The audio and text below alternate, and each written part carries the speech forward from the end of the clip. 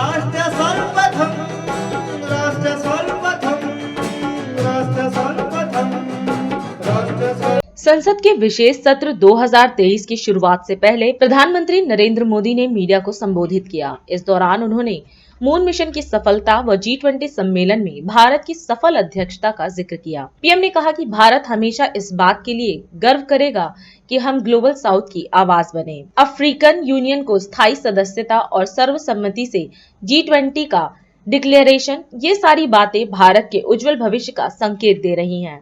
नमस्कार साथियों, moon mission की सफलता, चंद्रयान 3 हमारा तिरंगा फहरा रहा है। शिव शक्ति पॉइंट नई प्रेरणा का केंद्र बना है। तिरंगा पॉइंट हमें गर्व से भर रहा है। पूरे विश्व में जब इस प्रकार की उपलब्धि होती है तो उसको आधुनिकता से, विज्ञान से, टेक्नोलॉजी से जोड़ करके देखा जाता है। और जब ये सामर्थ्य विश्व के सामने आता है तो भारत के लिए अनेक संभावना, अनेक अवसर हमारे दरवाजे पर आकर के खड़े हो जाते हैं। G20 की अभूतपूर्व सफलता, 60 से अधिक स्थानों पर विश्व भर के नेताओं का स्वागत, मंथन और ट्रू स्पिरिट में फेडरल स्ट्रक्चर का एक जीवंत अनुभव, भारत की विविधता, भारत की विशेषता, G20 अपने आप में हमारी विविधता का सेलिब्रेशन बन गया। और G20 में भारत इस बात के लिए हमेशा गर्व करेगा कि ग्लोबल साउथ की हम आवाज बने।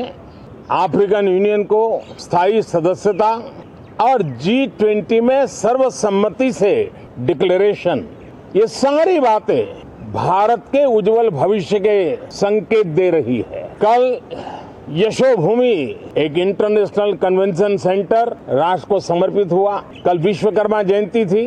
देश के विश्वकर्मा समुदाय को जो परंपरागत पारिवारिक हुनर है उसको ट्रेनिंग, आधुनिक टूल, आर्थिक प्रबंधन और नए सिरे से ये विश्वकर्मा सामर्थ्य भारत की विकास यात्रा को आगे बढ़ाने में कैसे अपनी भूमिका अदा करे।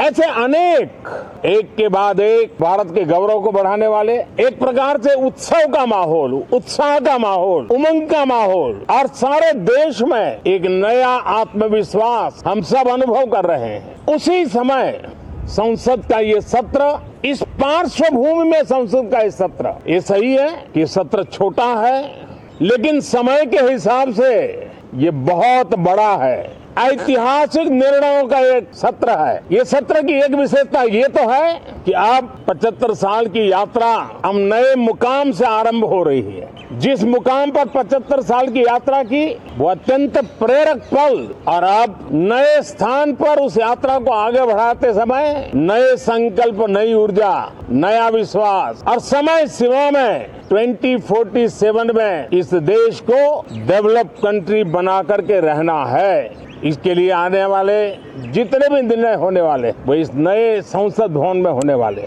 और इसलिए अनेक प्रकार से महत्वपूर्ण ये सत्र है। मैं सभी आदरणीय सांसदों से आग्रह करता हूं कि छोटा सत्र है, ज्यादा से ज्यादा समय उनका मिले, उमंग और उत्साह के वातावरण में मिले।